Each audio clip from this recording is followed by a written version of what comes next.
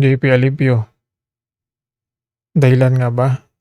Siya ba ang dahilan kung bakit tumina ang views ni Papa Edo? Ito naman ang atin pong reaksyonan dito po sa ating channel kat may pahayag ito pong komento ng isang supporters kung saan sinisi ito pong si JB Alibio kung saan di umano siya ang dahilan kung bakit tumina ang views ni Papa Edo. Sa mga bago pa lang sa ating channel, muli po, suportahan po natin ang ating channel. Please like, share, subscribe para po sa mga sunod nating pag-uusapan. Ito po sa Kalingap. Shout out po sa ating ama ng Kalingap, Kuya Bal Santos Matubang, Ate Edna Vlogs, Kalingap Rab, Jack Tapia Matubang. Ito, mga Kalingap, ito po ang pahayag.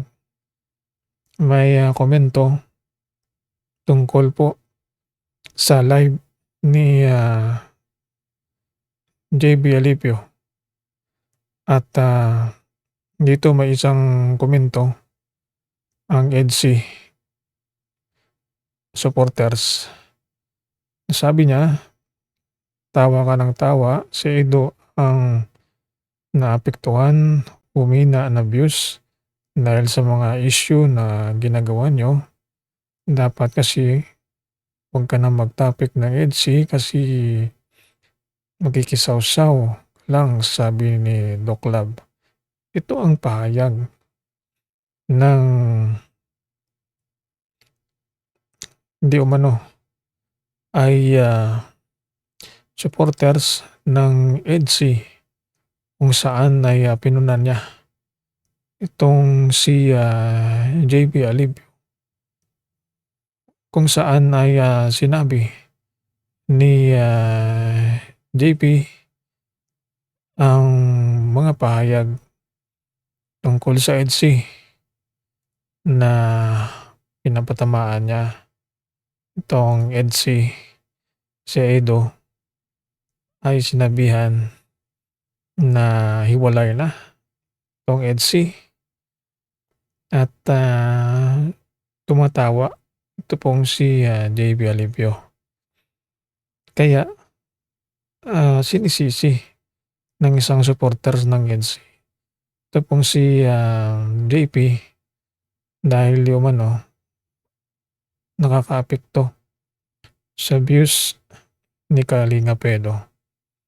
Alam naman natin na ang YouTube ay nagre-recommend dito po sa channel at ang mga subscribers naman ay sumusuporta dito po sa channel ni Kalinga Edo at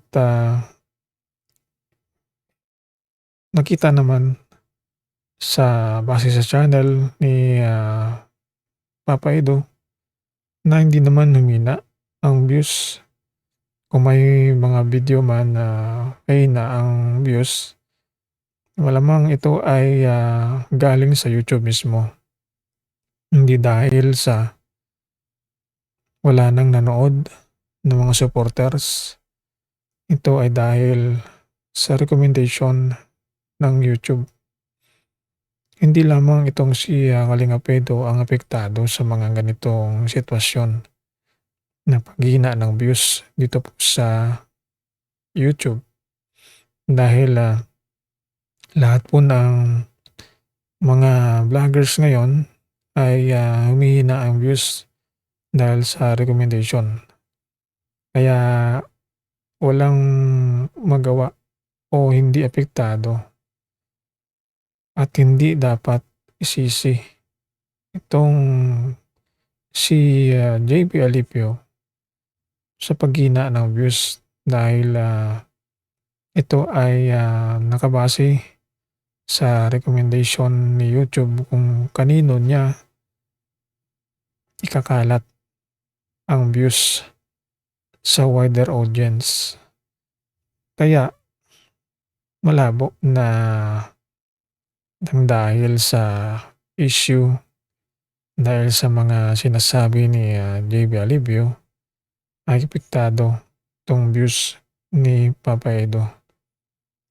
Nagiging trending nga 'pag pinag-uusapan ito pong mga issue na ito as mas lalong naku-curious yung mga tao, inaabangan. Kaya hindi puwedeng sabihin na dahil sa'yo ay apektado ang views ng isang channel. Dahil ito ay nakadepende sa recommendation ng YouTube at wala naman mga nakakaapekto dito po sa channel ni Papa Eds. Kung dahil sa issue ay nababase ito pong si Papa Edo, ay yung mga basher lang naman ang sinasabi nating gustong hindi aangat 'tong channel o views. Pero alam naman natin kahit mga basher na 'yan ay nag-aabang din ng mga update at doon pa rin nakikisawsaw o nagko-comment sa mga live, sa mga videos, sa mga Facebook page kung saan ay inaabangan nila ang pangbabash nito po sa mga gusto nilang babagsakin na mga grupo, love team. Kaya wala, hindi walang kasalanan 'tong si JP Alibio sa paghina ng views ni Papa Edo. Ang mga vloggers ngayon, dahil unang buwan pa lang ng taong 2026, mahina pa ang recommendation ni YT, kaya bumabagsak pa ang views dito po sa YouTube. Ito ang ating update dito po sa sinisi ito pong si JP Alibio sa paghina di umano ng views ni Papa Edo. Hanggang sa muli, magandang araw sa ating lahat.